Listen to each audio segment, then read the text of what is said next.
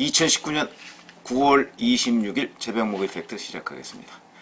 자, 조국 법무부 장관은 오늘도 평상시의 움직임을 그대로 보일 것으로 예상이 됩니다. 어제는 9월 25일이죠. 대전지검 천안지청을 방문해서 검사와의 대화 두 번째를 이어갔습니다. 거기에서 수사에 관한 얘기는 하지 않았다, 이렇게 얘기를 하고 있습니다. 그러니까 마이웨이다. 검찰이 수사하는 것은 검찰의 일이고 법무부는 법무부의 일을 하겠다, 이렇게 지금 아마 컨셉트, 개념을 그렇게 잡고 있는 모양인데, 잘 아시지만 법무부는 검찰을 지휘하는 조직입니다. 이 두 조직이 따로 논다, 그리고 그런 현상이 오래간다, 그거는 시스템의 붕괴죠. 그렇기 때문에 둘 중에 하나는 빨리 정리가 돼야 된다. 그거야 뭐 상식적인 얘기 아니겠습니까?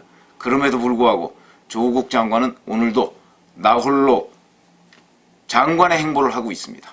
그 행보가 바로 본인이 대화하고 있는 그 검사들의 머릿속에서 어떻게 인식되고 있을지, 그런 감수성은 전혀 없어 보입니다. 자, 또 하나.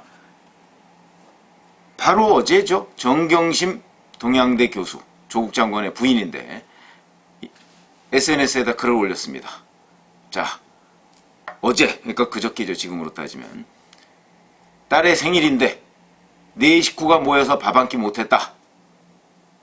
그 다음에 아들은 조사를 받으러 가서 조서를 보고 나니까 어느새 내가 나쁜 놈이 돼 있더라 라고 얘기를 했다.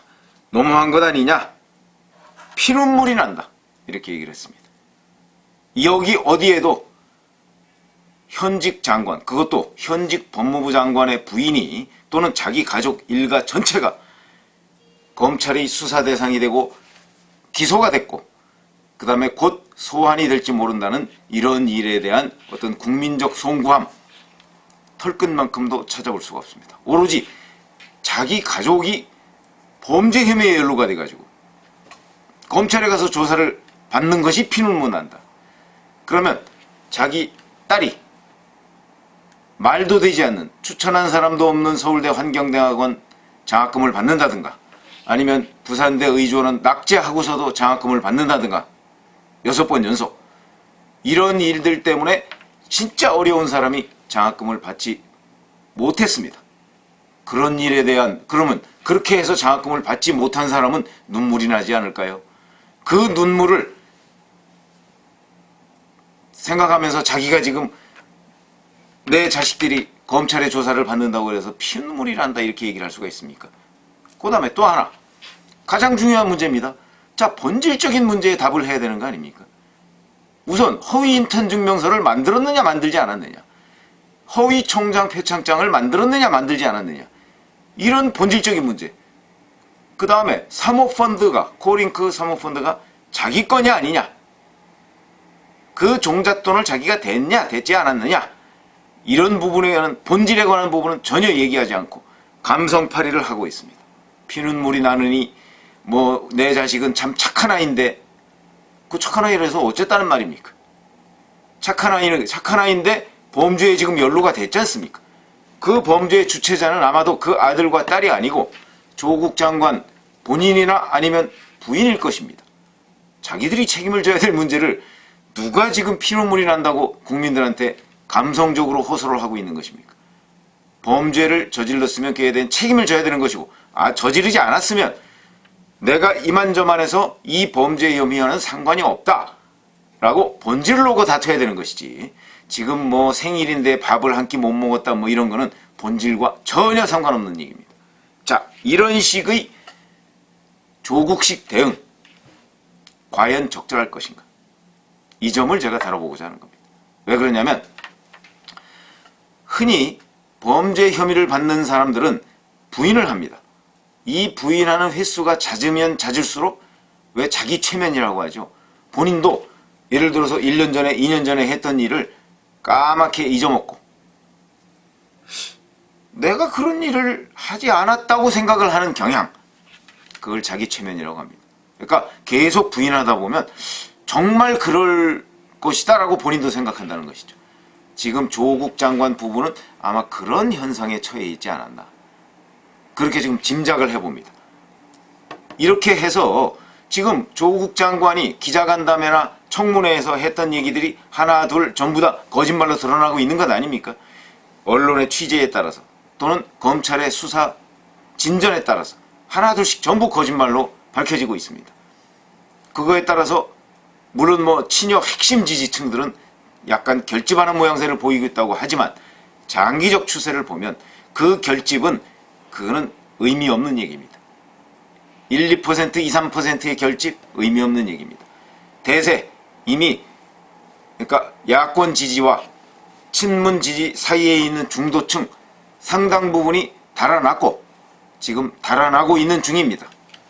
검찰의 수사가 진전되면 진전될수록 훨씬 더 많이 달아날 것이고 그렇게 되면 어떤 현상이 벌어지죠? 가만히 생각을 해보십시오. 최순실 국정농단 사건 때 박근혜 당시 대통령이 했던 1, 2, 3차 담화 얘기해 보시죠.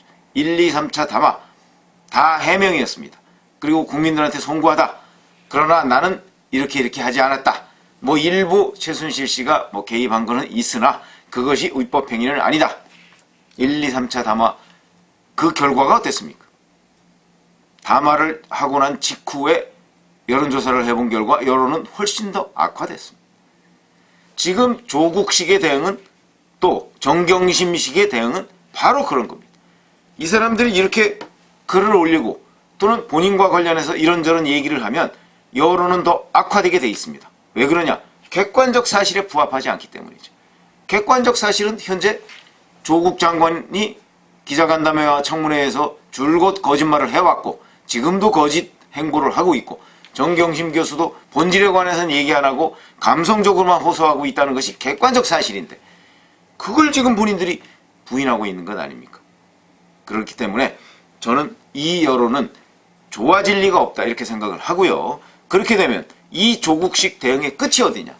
본인은 장관의 일을 하고 검찰은 검찰의 일을 하고 있습니다. 그런데 본인이 장관의 일을 하는 것은 그냥 평상시에 법무부 장관이 하던 일 그걸 하는 겁니다. 거기다가 뭐 검찰개혁이라는 이름으로 포장을 해서 검사들 만나고 다니고 10월 30일부터 아니죠. 9월 30일부터 10월 2일까지는 검사장 교육을 한다고 합니다. 거기에 대검에 있는 검사장들 다 불참한다고 합니다. 어떻게 참석을 해서 조국 법무장관의 얼굴을 볼 수가 있겠습니까? 항의의 필수도 있을 것이고요. 지금 내가 수사하고 있는 사람과 만나서 밥을 먹고 어쩌고저쩌고 장관님 뭐 이러고 그럴 기분 또는 그럴 상황이겠습니까? 그렇기 때문에 다 불참한다고 합니다. 이렇게 검찰과 법무부가 따라노는 이런 상황은 그리고 조국 장관과 부인인 정경심 교수가 내놓는 여러 가지의 해명과 변명과 감성적 호소 이것들이 국민 여론을 훨씬 더 악화시킬 것이고 이 상황이 검찰 수사가 진전됨에 따라서 더욱더 심각해질 상황에 갈 것이다. 그럼 그 끝은 무엇이냐? 그 끝은 이렇게 될 겁니다. 결국은 자 대통령의 지지율 떨어지죠? 지금 떨어지고 있죠? 내일이면 또 한국갤럽 여론조사가 나옵니다. 지난주가 대통령 국정운영 지지율에 대한 긍정론이 40%였습니다. 부정론은 53%고요. 내일 뭐 그 조사가 어떻게 될지 모르겠으나 뭐 최근 그 친문 지지자들이 약간 결집한다고 하니까 뭐 평범하거나 아니면 1%포인트 정도 오를지도 모르겠습니다만 아까 말씀드렸듯이 대세는 하락이다. 이 하락은 그치지 않고 갈 것이다. 지금 이 상황대로 대처한다면 그러면 검찰 수사는 계속해서 무언가 나오고 조국 장관의 거짓말이 드러나겠죠. 여론은 악화되겠죠. 어떻게 되겠습니까? 벌써부터 민주당 내의 초선 의원 등 특히 수도권의 경우에 일부 의원들이 이거 상황이 심각하다. 이대로 있으면 안 되는 것 아니야? 라는 목소리를 내기 시작했습니다. 아직 다수는 아닙니다. 총선 6개월 보름 정도 남았습니다. 자, 그러면 뭐 호남 지역위원장들은 무풍지대일 것입니다. 호남에서는 아직도 60 내지 70%의 지지를 얻고 있으니까 그리고 이것이 뭐 금방 무슨 대세 하락 국면으로 갈 가능성 별로 없습니다. 그렇기 때문에 호남의 지역위원장들은 아무 상관이 없겠지만 PK 대구 경북도 별 상관이 없을 겁니다. 대구 경북은 뭐 어차피 거의 지금 현재만 들어봐도 거의 포기 상태라고 하니까. 그런데 부산, 울산, 경남, 충청권, 수도권 이런 데에 있는 현역 의원이나 지역 위원장은 사정이 다릅니다. 이 사람들은 지금도 일부 비문 계열이나 아니면 중도 계열에서 약간의 목소리를 내기 시작하고 있는데, 만약에 여론이 좀 더 악화되고 시간이 지나면, 전 시간이 지나면 여론이 악화된다고 보니까, 왜냐하면 검찰 수사 결과 하나씩 드러날 거 아니겠습니까? 그렇게 되면 거기다 정경심 교수 뭐 추가 기소를 하거나 아니면 구속영장을 청구할 텐데, 그러면 또 혐의가 드러나게 돼 있습니다.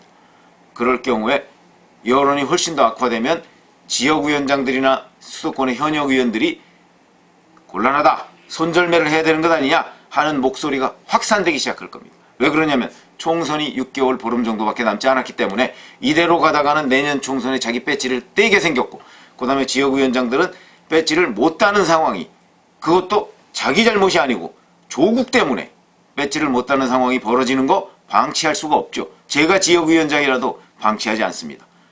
내가 먼저 살아야 되는 거 아니겠습니까? 왜 내가 여권의 지역위원장, 현역 의원들은 이런 생각을 할 겁니다. 내가 왜 조국의 피해를 봐야 되는데? 이런 생각을 할 것이기 때문에 그 사람들이 목소리를 낼 것이고, 그 목소리가 당내에 점점점 퍼져갈 것입니다. 그렇게 되면 이해찬 대표, 이인영 원내대표, 어떤 사람들입니까? 이 정치판에서 오랫동안 소위 민심이라는 영양제를 먹고 자랐던 사람들입니다. 민심이 지금 이반을 했는데 그냥 마이웨이다? 그건 뭐 유시민 노무현재단 이사장 같은 사람은 그렇게 할 수 있을지 모르겠으나, 이해찬 대표, 그 다음에 이인영 원내대표 같은 당 지도부는 그렇게 할 수가 없습니다. 뭐 정권 뺏기면 안 된다면서요. 100년 동안 정권 유지해야 된다면서요. 100년이 아니라 지금 5년도 유지하기가 어려운 상황이 되고 있는데, 그 사람들이 마냥 조국만 바라보고 있겠습니까? 도저히 안 되겠다. 이대로는 안 되겠다. 우리라도 살자. 그거는 결국 조국 손절매입니다. 그러니까 그렇게 따지면 이 조국 장관식, 이런 식의 대응의 끝은 결국 본인의 사퇴 내지는 본인의 사법처리입니다. 사법처리라는 것은 뭐 기소, 뭐 무슨 증거인멸 교사죄의 공범으로 기소가 된다든가, 뭐 구속영장이 청구될지는 모르겠습니다만, 그것이 결국 끝이 될 텐데, 그 끝이 보입니다. 지금 우리한테는 보이는데 조국 장관한테는 안 보일 수 있습니다. 그건 원래 본인은 우물 안에 빠져 있으면 우물 밖을 모르는 법입니다. 그런 점에서 본다면 이 끝이 뻔히 보이는 끝을 지금 조국 장관은 보지 못하고 있다. 그러면 사실은 누군가가 그 끝을 보게 만들어야 되는데, 지금 여권은 오히려 그 끝을 보지 못하게 하고 있다. 그런 점에서 아마 여권에 양식 있는 사람들은 돌아서서 당혹하고 있을 것입니다. 그래서 이 당혹감들이 언제 표출될 것이냐, 저는 그 시기가 머지않았다고 보고, 아마 첫 번째 이 계기는 정경심 교수에 대한 구속영장 청구 정도가 되지 않을까 싶은데, 대략 그냥 추정입니다만 10월 초 정도가 되지 않을까 이렇게 생각을 하고요. 손절매 시기, 그건 뭐 예측하기 어렵죠.